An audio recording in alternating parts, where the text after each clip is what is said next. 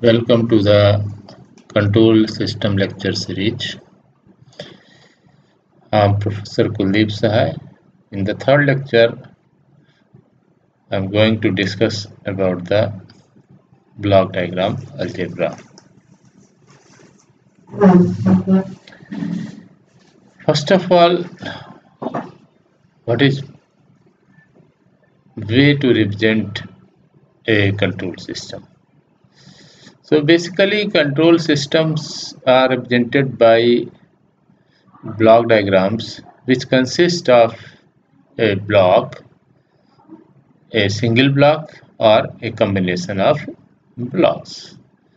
And it is a basically block diagram is a pictorial representation of a control system in the form of blocks. There are three basic elements of a block diagram. First one is a block, second one is a summing point, and third one is takeoff point. Block. So transfer function of a component is represented by a block. Here in this case you can see this is the block that represents a system having a single input Rs and single output Cs. So the transfer function of this block diagram is Cs upon Rs equal to Gs, or the output Cs can be represented as Gs into Rs. Now the summing point. What is summing point? Summing point is represented with the circle having cross in this side inside it. So it has two or more inputs and single output and produces a algebraic sum of input. So this is the way you can represent a summing point. This is a circle and cross inside this. It may have a input at this point, input at this point, and output like this. If its sign is positive,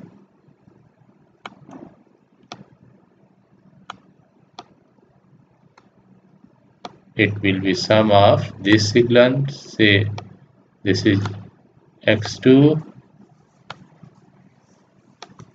this is x1, then this output will be x1 plus x2.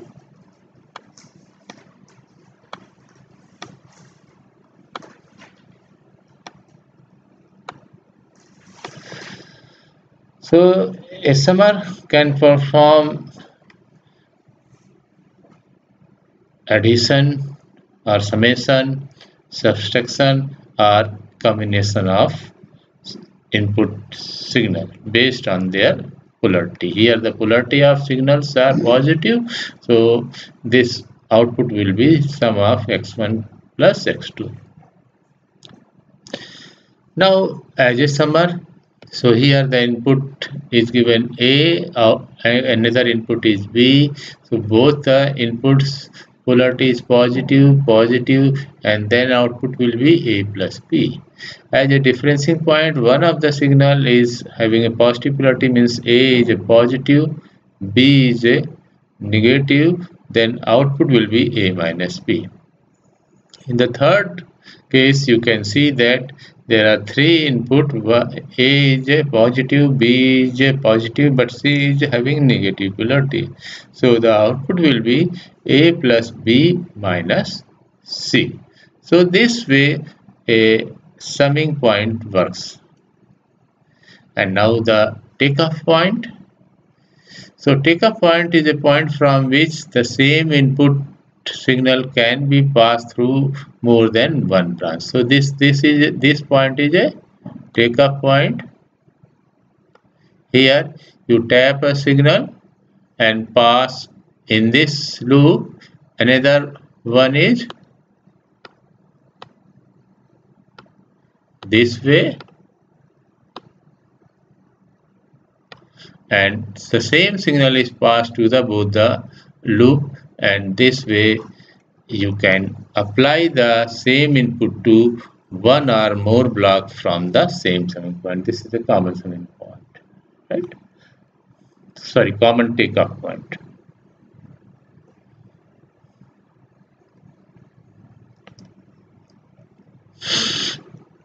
Now control system is shown like this, having a block diagram. Forward path gain is G, S or G, and feedback path gain is H or HS. So here the signal is BS, this is a feedback signal, RS is a reference signal, ES is a error signal. So GS will be CS upon ES, means output upon input. Laplace transform of output upon Laplace transform of input initial condition 0. This is the fundamental basic definition of a transfer function. So forward path transfer function can be written as a CS upon ES. So HS is a transfer function of the feedback path or element. Now you can also write GH equal to BS upon ES, means here you can see that this is the output and this is the input. So output upon inputs can be written as a path gain GS HS, noted as a equation 1. And while TS is a transfer function is CS upon RS.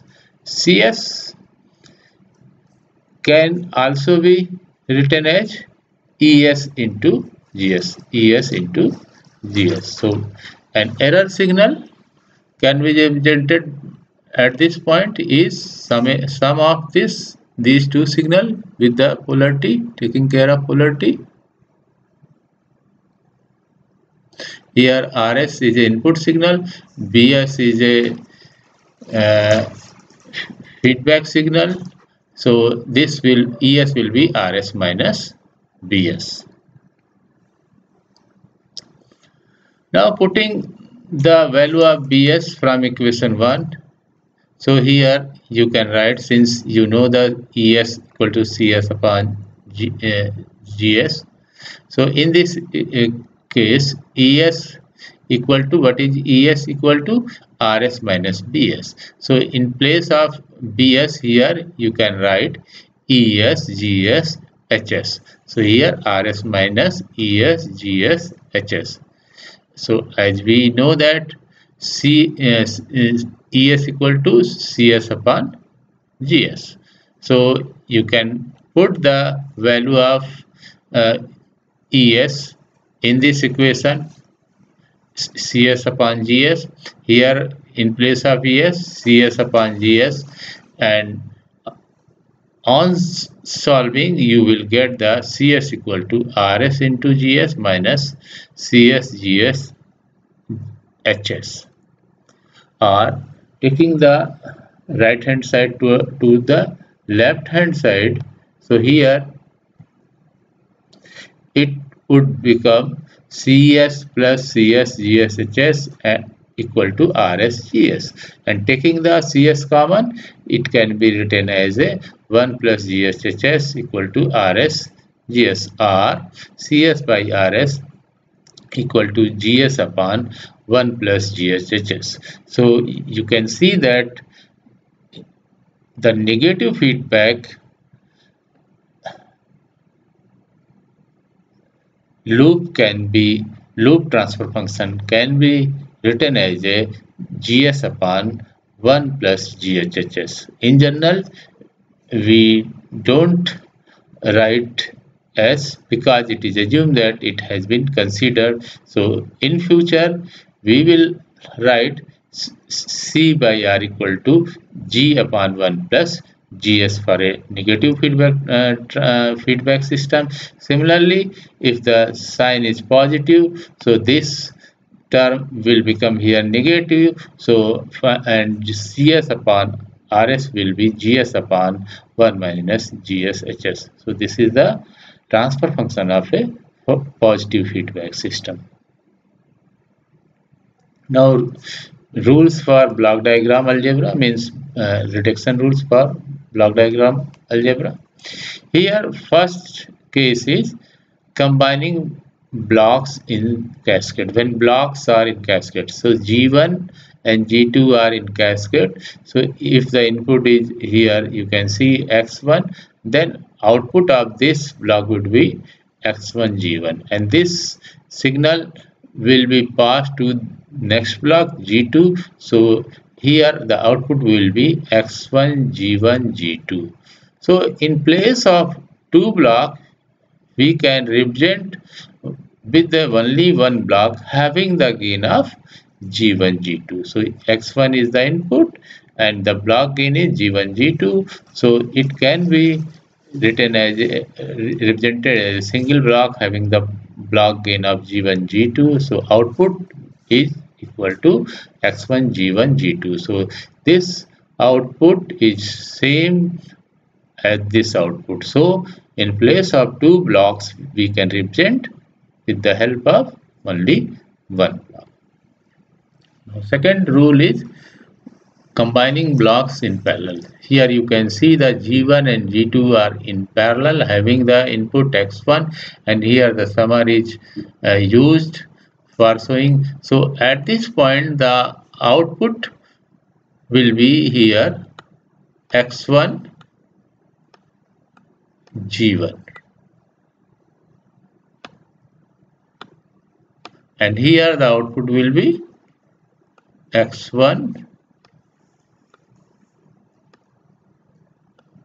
G2. So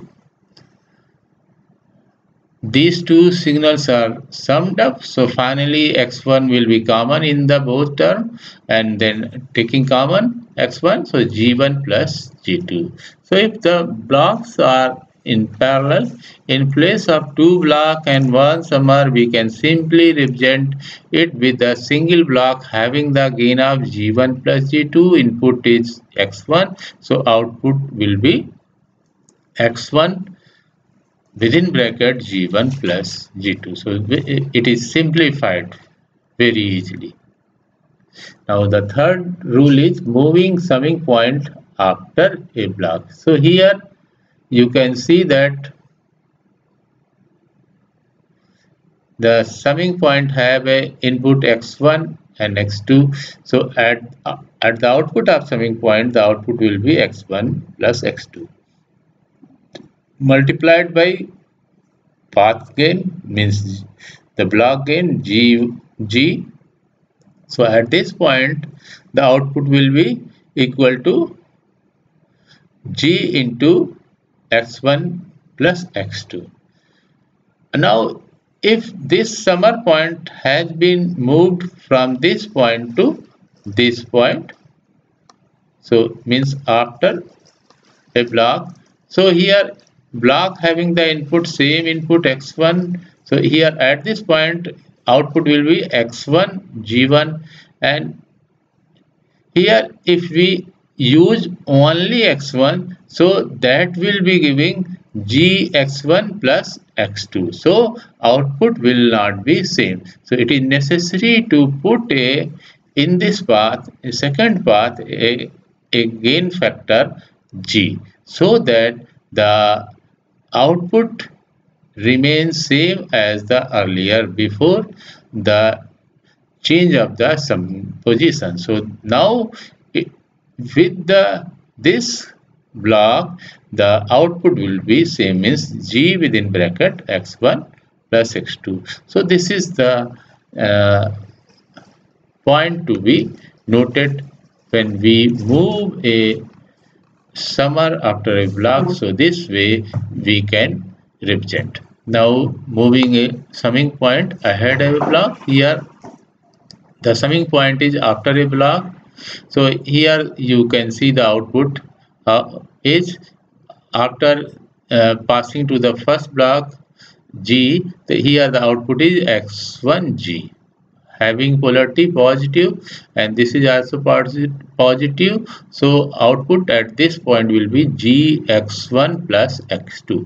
So this is the same output. Now we have moved this summing point ahead of the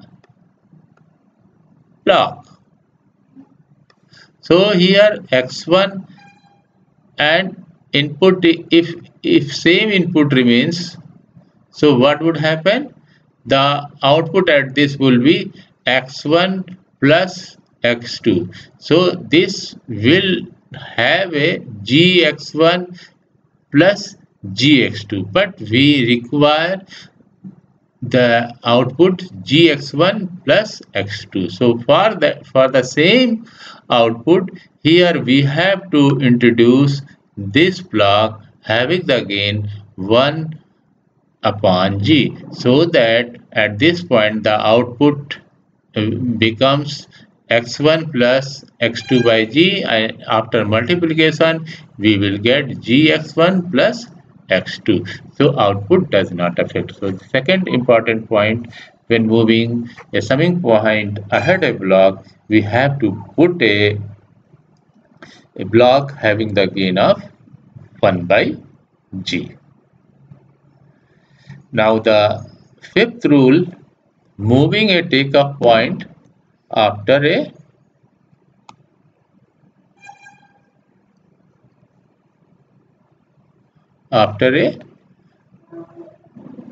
block. Here the takeoff point is taking a signal x1, input is x1 and output is xg. But if this block this takeoff point has been moved here, so what would happen? The output of this block is xg. Now if same signal is tapped, so at this point the output is xg. So this path have only x output, so to have a x output we have to introduce this block of again 1 by G, so that same output can be obtained. This is the important point. In the sixth rule, moving a takeoff point ahead of a block, here the takeoff point is having a gain of having the output xg, and the input for this block is x, so output will be xg here also. So taking this signal, so this will have a xg. Now this point has been moved ahead of a block. What would happen? So if same signal is tapped, what is the signal here? Having the output of x. So the same output is not obtained. To get the same output, we have to introduce the gain of G in this path, so that output remains xg. So this is the next important point. When the takeoff point is moved ahead of a block, so we have to introduce a block in this path, so that output remains same as earlier. Now eliminating a feedback that we have expressed the feedback path transfer function. Here you can see that it is a summer having the input x1 and feedback path signal having a sign minus, so this is a negative feedback system. Forward path gain is G, loop path gain is S.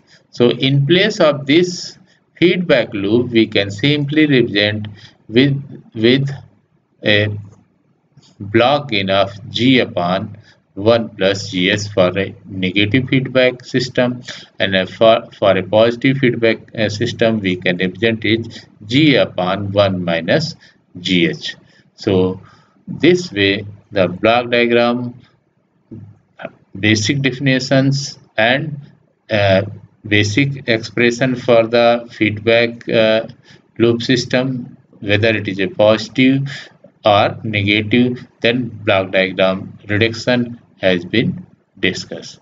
Thank you very much.